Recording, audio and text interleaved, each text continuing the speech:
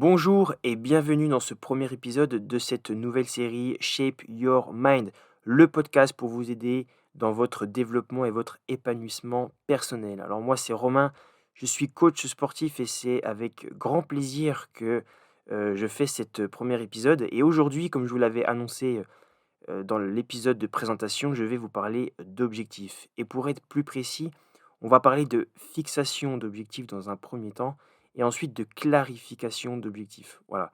Je pense que tout est dans le mot, mais on va voir ça ensemble juste après. Je vais vous expliquer aussi comment le simple fait de développer ces objectifs, moi, m'a apporté deux choses principales dans ma vie. Ça, je vous en parlerai à la fin de l'épisode. Mais voilà, on va déjà commencer par introduire un petit peu le sujet, hein, les objectifs. Alors, je sais pas vous, moi, dans mon cursus, personnellement, on m'en a parlé, moi, alors je sais pas si c'est au moins une centaine de fois. C'est un thème qui est très répétitif et pendant longtemps, je lui dis: «Ouais», je m'étais dit: «Bon, c'est assez théorique, bon, why not?» Et en fait, on m'en a tellement parlé qu'au bout d'un moment, je me suis dit: «Bon, je vais creuser un peu plus» et en effet, lorsqu'on approfondit vraiment, cet exercice, hein, de clarifier et de fixer correctement ses objectifs et ben, ça peut nous apporter beaucoup dans notre vie, dans nos projets surtout.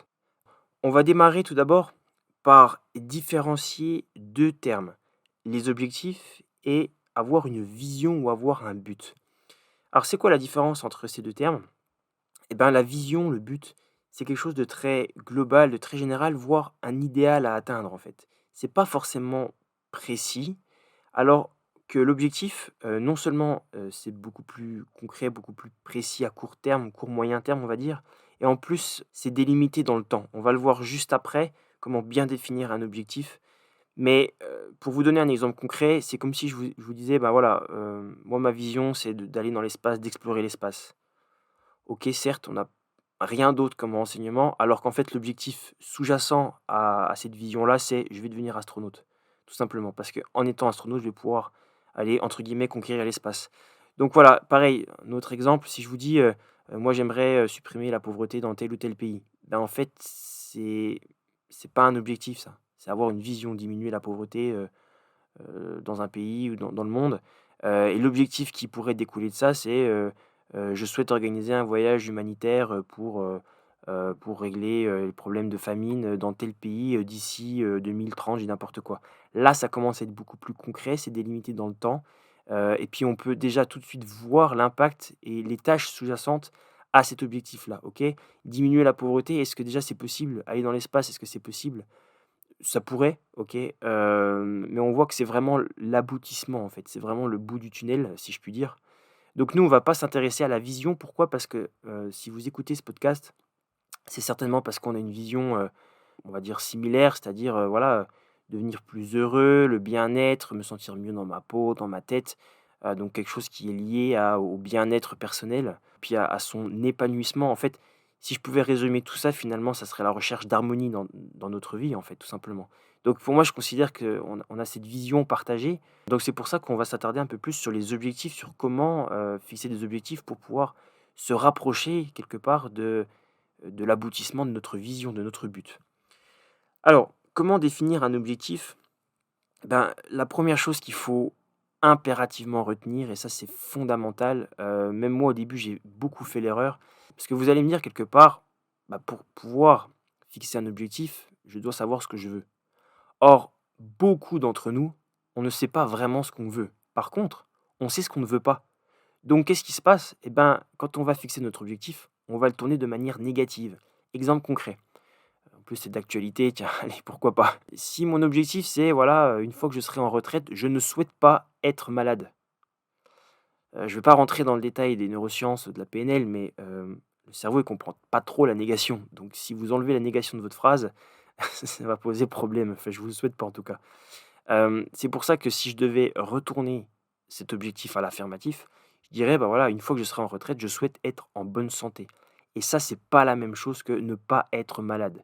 Parce que ne pas être malade, en plus, ça veut pas forcément dire être en bonne santé. Je vais même aller beaucoup plus loin parce que, si je dis, voilà, une fois, en retraite, je souhaite, être en bonne santé, bah, même ça, c'est pas un objectif, OK? Pourquoi? Bah, justement, c'est le second point de la fixation d'objectif. Vous avez peut-être ou pas entendu parler de la méthode SMART.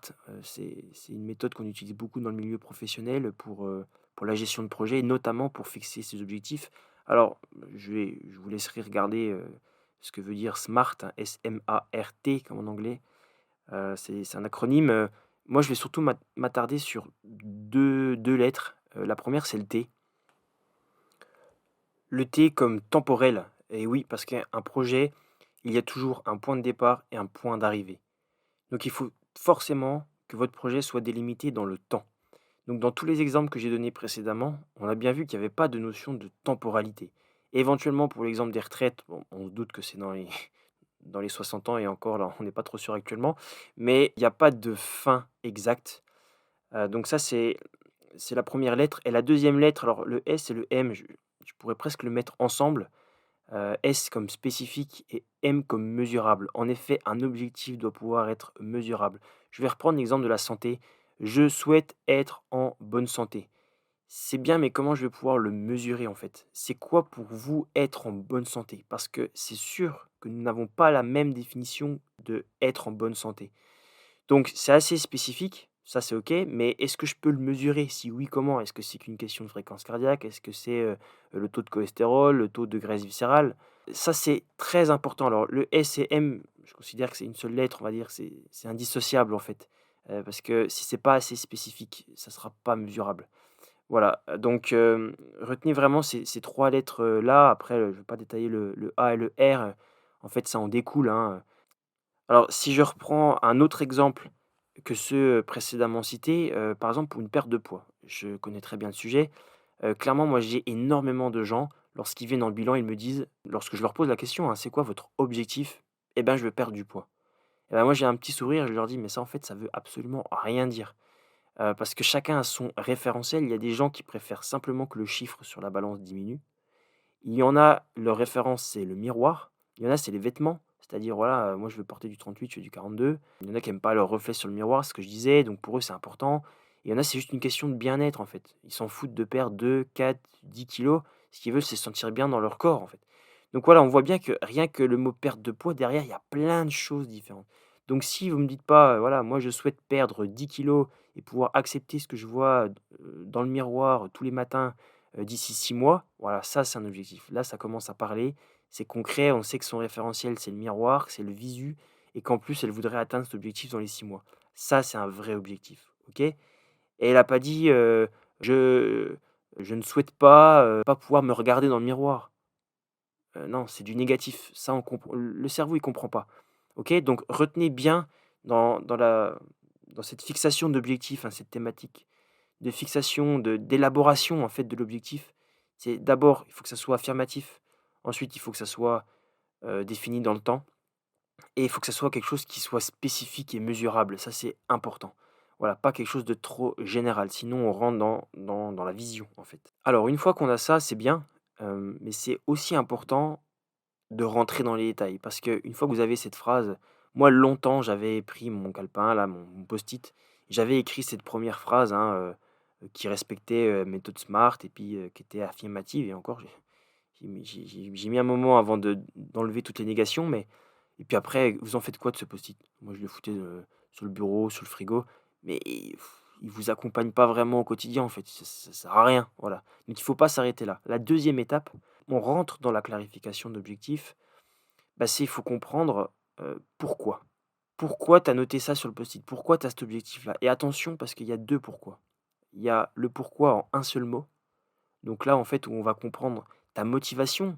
C'est quoi la cause?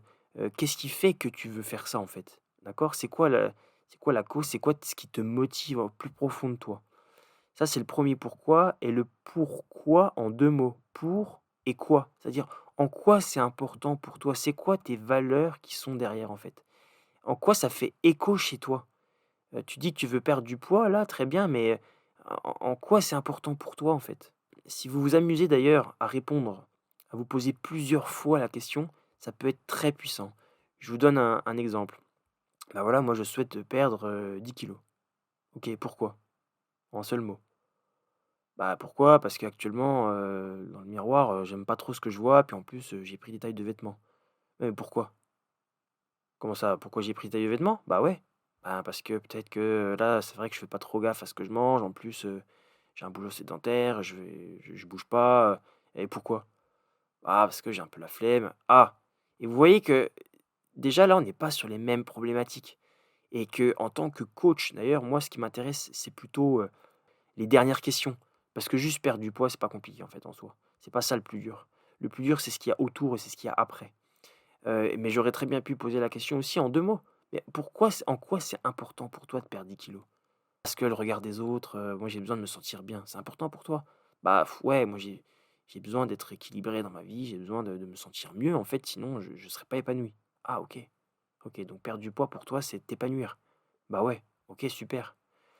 Connaître les réponses à ces 2 questions, c'est fondamental et ça nous permet d'avoir la motivation réelle et les valeurs de la personne. Donc interrogez-vous sur votre motivation et sur vos valeurs. Alors, troisième étape, là on a fixé l'objectif correctement, super, on a gratté, hein, on est allé voir le pourquoi et mais maintenant, bah, il faut vérifier quelque chose. C'est que quand vous y pensez à cet objectif-là, je vais reprendre astronaute par exemple. Alors être astronaute, ouais, très bien dans les 5 ans, parce que pour moi, c'est important, de dépasser les limites de l'humanité, de contribuer à l'humanité, en fait, en faisant des recherches et cetera. OK, très bien, OK, le pourquoi je l'ai, la motivation je l'ai, super. Sauf que, bah, c'est quoi les obstacles, en fait? Quels vont être les obstacles, qu'est-ce qui pourrait t'empêcher d'atteindre ton objectif? Ça, c'est super important de se poser la question pour 2 raisons. Déjà, peut-être parce que vous allez tout simplement pas avoir conscience qu'il y a des obstacles. Être astronaute, je pense que moi je le suis pas, hein, c'est pas mon domaine. Mais, de premier abord, je me dis que ça doit être hyper compliqué au niveau des études, la formation, ça doit être hyper sélectif. Là, déjà, il y a des premiers obstacles. Est-ce que perdre du poids, il y a des obstacles? Bah, ouais, parce que moi, à la maison, ils font pas attention, puis ils mangent n'importe quoi, donc ça va être dur. Ah, voilà, OK. Donc déjà, la 1 étape, c'est de conscientiser. Est-ce qu'il y a des obstacles? Sinon, j'ai envie de dire, bah, bah, pourquoi vous attendez, quoi? Mais souvent, il y a des obstacles. Ouais, j'ai presque envie de vous dire tout le temps, il y aura des obstacles, en fait. Parce que des obstacles pour vous, ça sera peut-être pas les mêmes obstacles pour moi. Mais on a tous nos petits démons. Donc là, on a vu que c'était important de conscientiser, les obstacles et surtout, la deuxième étape, pourquoi? Parce que, bah, peut-être que quand vous allez repenser aux obstacles et bah, peut-être qu'en fait, ça va pas être OK pour vous. Ça veut dire quoi? Ça veut dire je reprends l'exemple de l'astronaute, je le trouve assez parlant.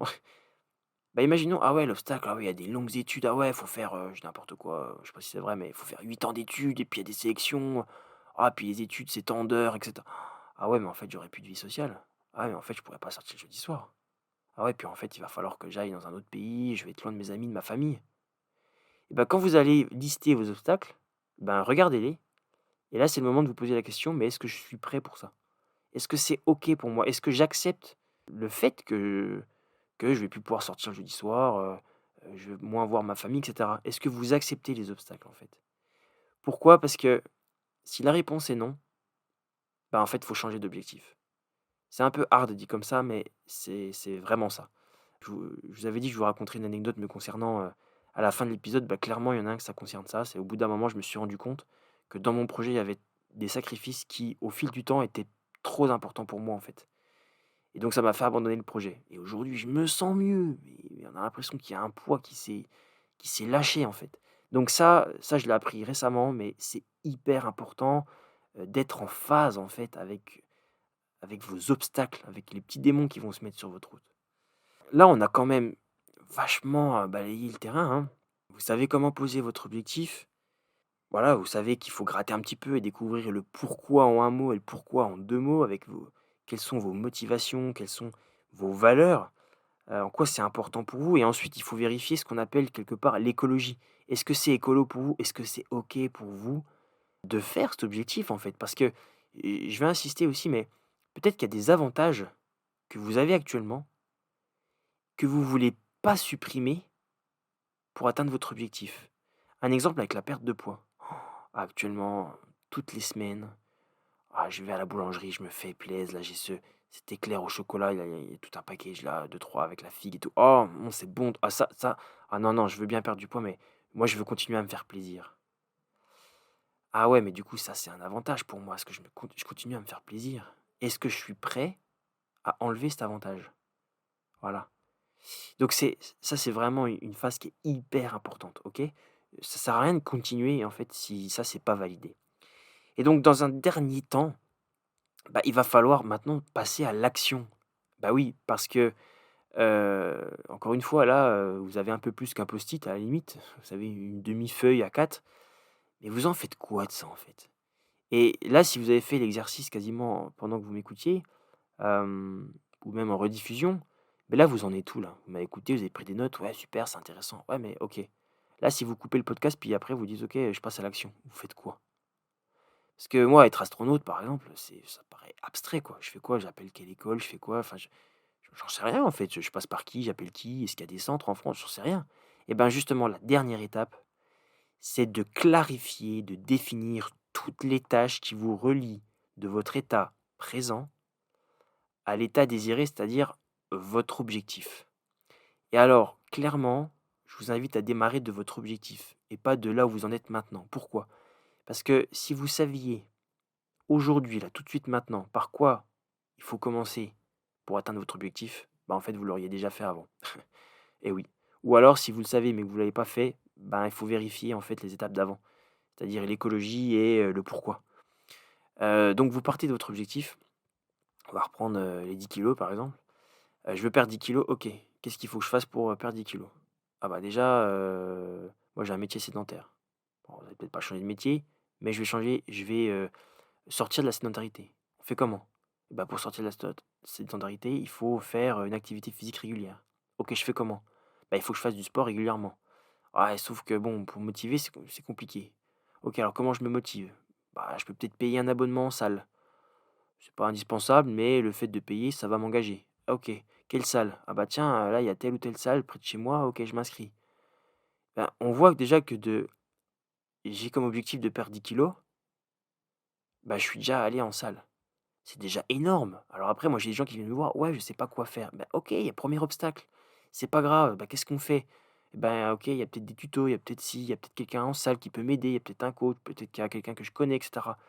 Et donc, de fil en aiguille, vous allez avoir une tâche que vous pouvez faire tout de suite maintenant, là. Genre là, si vous mettez sur pause, normalement, vous avez une tâche déjà toute prête à faire.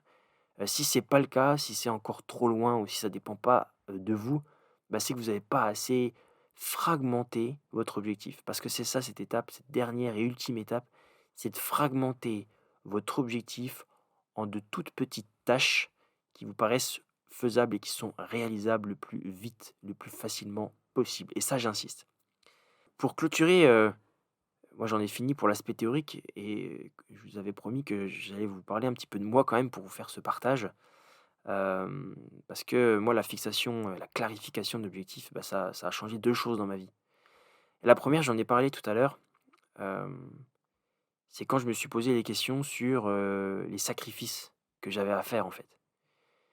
Moi j'ai toujours voulu, être coach de haut niveau en basketball. Et donc, bah, plus les années passaient et plus j'apprenais des choses sur les objectifs et donc je m'étais amusé, c'était en 2018 je crois. Je m'étais amusé à prendre un papier et puis à dire: «Bah, voilà, où est-ce que tu veux aller?» Alors, j'avais mis, tout au-dessus du papier, j'avais mis: «Voilà, je veux devenir coach en Pro A». À l'époque, ça s'appelait Pro A, donc c'était la 1re ligue, professionnelle en France. Et puis, du coup, j'avais dit: «Bon, bah, alors pour être en Pro A, il faut faire quoi?» «Bah, il faut être champion de la division d'en dessous». Et puis pour être champion de la division d'en dessous, il faut faire quoi? Bah, il faut accéder aux playoffs et puis pour aller aux playoffs, il faut faire quoi? Bah, il faut faire déjà partie de cette division et ainsi de suite. Et j'avais trouvé une quinzaine de tâches comme ça, je savais exactement ce qu'il fallait que je gagne, ce qu'il fallait que je fasse. Puis à la fin, parce que là, au début, c'était pas hyper concret, mais à la fin, j'en étais même à me définir un plan de formation. Ah bah, pour avoir telle équipe, il faut que j'ai tel diplôme, donc telle formation, il faut tant d'années et puis pour rentrer dans cette formation, il faut telle condition, il faut que j'ai telle expérience. Donc en fait, je m'étais fait un schéma de carrière, en fait. J'avais trouvé ça hyper stimulant, donc ça, c'était cool et en fait, je suis rentré en France, j'étais à l'étranger quand j'avais fait ça et quand je suis revenu, bah, je savais exactement quelle équipe il me fallait, en fait. Moi, je voulais des adultes, je voulais des gars en plus, donc j'avais eu plusieurs propositions, dont une proposition, c'était d'entraîner des gosses en école de basket. Mais en fait, je l'ai refusé cette proposition. Non pas que je veux pas m'occuper de gamins, c'est avec plaisir, mais en fait, c'est pas du tout en adéquation avec mon objectif. Donc déjà, j'avais fait le tri Et quand j'avais demandé à mes relations pour trouver un entre guillemets «un taf», une opportunité, et ben, je savais quoi demander, en fait, et j'avais demandé que ce qui, entre guillemets, «m'intéressait». Donc voilà, bon, ça s'est pas forcément passé comme prévu, mais ça, c'est les aléas, mais au moins j'avais une équipe qui aurait pu me donner une opportunité, et en fait, il y a eu le covid, qui est passé par là, et le covid m'a fait réfléchir sur les obstacles. Et quand je me suis rendu compte, parce que, bah, une fois le covid est arrivé, bah, j'ai fini par avoir toutes mes soirées, mes week-ends. Le dimanche, j'étais avec ma chérie, alors qu'avant, pas possible. Et là, bah, forcément, quand tu goûtes à ça, tu te dis: «Bon, est-ce que je suis prêt, en fait, à sacrifier mes soirées, mes week-ends et puis ma vie de couple, en fait?» Et je me suis rendu compte que la réponse était non, j'étais pas prêt. Donc bah, j'ai mis de côté, ça fait 2 ans que j'ai arrêté et je me sens mais tellement mieux, tellement plus léger, et je me rends compte aujourd'hui que c'est la bonne décision, en fait, parce que je suis allé jusqu'au bout de cette clarification d'objectifs, alors que pendant des années, moi, j'avais des post-it partout. À chaque fois que j'avais un cahier, j'écrivais différemment, de manière améliorée, mes objectifs, mais ça traînait, en fait, ça sert à rien. Et donc le simple fait d'avoir fait fragmenter les tâches, déjà, ça avait clarifié mon objectif, mon chemin de vie, clairement mon fil rouge. Et ensuite, quand je me suis posé la question, de l'écologie, hein, de savoir: «Est-ce que c'est fait pour moi, en fait? Est-ce que je suis prêt à ça?» Et bah, bah, ça m'a fait comme l'effet d'une claque, mais d'une bonne claque, quoi. Donc ça, voilà, ça a beaucoup changé, ma vie. Et puis la deuxième chose, ben, c'est plus anodin, on va dire, mais grâce à ça, au quotidien, je suis beaucoup plus productif parce que j'ai appris à prioriser, à rester focus, en fait. Donc ça, c'est des thématiques qu'on abordera dans d'autres épisodes, mais j'ai appris à rester concentré sur les tâches qui étaient vraiment importantes et qui étaient vraiment en lien avec mon objectif. Donc voilà, on en reviendra sur ces thèmes-là parce que la capacité à être régulier, à être focus, ça, c'est un sujet qui me parle. C'est quelque chose, j'ai beaucoup de mal encore aujourd'hui, hein. C'est très facile aujourd'hui avec les informations, les réseaux sociaux, avec tout ce qui gravite autour de nous, c'est très facile de s'éparpiller, en fait, de de de se perdre et de perdre ce focus. Donc on en rediscutera, ça, c'est sûr que ça sera une thématique à venir. Mais voilà, en tout cas, moi, ça a beaucoup changé et j'espère que pour vous, ça vous a apporté quelque chose, ce qu'on a vu dans ce podcast, mais je ne vais pas vous laisser comme ça. Moi, clairement, c'est important que vous repartiez de cet épisode avec une action concrète à réaliser. Je vais essayer, le plus possible de vous proposer de passer à l'action dans chacun de mes épisodes. Pour moi, Shape Your Mind, c'est ça, c'est pas simplement, de la belle théorie, c'est de la pratique. Donc voilà, je vous propose, un exercice, qui n'est pas si simple d'ailleurs, moi qui m'a posé beaucoup de problèmes pendant un sacré paquet de temps. Bah, il va falloir sortir une feuille et un crayon. Donc après, vous pourrez réécouter ce podcast si vous êtes dans les transports en commun ou en train de conduire ou que sais-je. Mais je vous invite vraiment à prendre un support, même votre portable, et à écrire, à définir les 5 domaines de votre vie qui sont, pour vous le plus important. Alors, le domaine de la vie, ça peut être, le couple, la famille, les amis, le travail, heu, que sais-je, l'argent, le bien-être, la santé, bref. Vous mettez ce que vous voulez. Les 5 plus importants, ça serait quand même le plus pertinent. Donc vous aurez 5 tirets et devant chacun de ces tirets, vous allez mettre l'objectif associé dans 3 mois. C'est-à-dire, je vais vous donner un exemple. Imaginons que le plus important pour moi, c'est la vie professionnelle et la famille. Et ben, la vie professionnelle, je vais mettre un objectif qui respecte ce que je vous ai dit, au début, bien sûr, donc positif, et cetera, et cetera. Et l'objectif va définir où est-ce que je veux en être dans ma vie professionnelle dans 3 mois. Je fais la même chose pour la famille. Où est-ce que je veux en être avec la famille dans 3 mois? Je définis l'objectif et vous recommencez l'exercice dans 1 an, dans 5 ans. Je rigole parce que à chaque fois que je propose cet exercice, je vois le visage des gens se décomposer. 5 ans! Mais Romain, je sais déjà pas ce que je veux faire demain, donc dans 5 ans.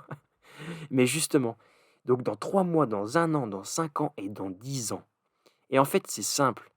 Tant qu'il n'y a pas autant de précision dans la colonne 10 ans que dans la colonne 3 mois, il faut continuer l'exercice. Parce que, voilà, moi j'en ai ramassé des «copies» entre guillemets, je ne vais pas faire le prof. J'en ai vu des feuilles où 3 mois, c'est hyper rempli et tout, et puis en fait à 10 mois, tu as 1 tiret. À 10 ans, pardon, tu as 1 tiret. Non, non, non, non. Il faut vraiment que les colonnes en fait, toutes les temporalités soient bien définies, soient bien remplies. Il faut que ça soit clair dans vos têtes. Et ben une fois que vous aurez fait ça, vous aurez plus qu'à fragmenter les tâches et vous verrez que vous aurez une action concrète à faire, bah, dès maintenant, en fait, tout simplement. Donc, voilà, je vous invite à faire cet exercice. Si ce podcast vous a plu, s'il vous a inspiré, s'il a fait écho en vous, je vous invite encore une fois à le partager. Si vous, ça vous aide, dites-vous que d'autres personnes, ça va les aider aussi. Et en plus, c'est pas anodin pour la raison pour laquelle j'ai fait ce podcast. Parce qu'aujourd'hui, moi, je traîne avec beaucoup de jeunes qui ont 20-25 ans et beaucoup ne savent pas ce qu'ils veulent. Ils savent ce qu'ils veulent pas, mais ils savent pas ce qu'ils veulent. Et c'est vraiment, je trouve, le fléau en 2023, c'est une jeunesse pas que d'ailleurs, hein. Moi, je vois beaucoup de mes amis qui ont 30-35 ans, ils changent de taf. C'est dur maintenant de vraiment bah, trouver chaussure à son pied et ne serait-ce que faire cet exercice, ça va vous recentrer. Et ça, je suis persuadé que vous avez quelqu'un dans votre entourage qui est concerné par ça. Donc, ne soyons pas égoïstes. Si ça vous aide, ça peut aider quelqu'un. Voilà, en tout cas, moi, ça a été un vrai plaisir de faire ce premier épisode sur la fixation d'objectifs. Et je vous dis à très bientôt et portez-vous bien.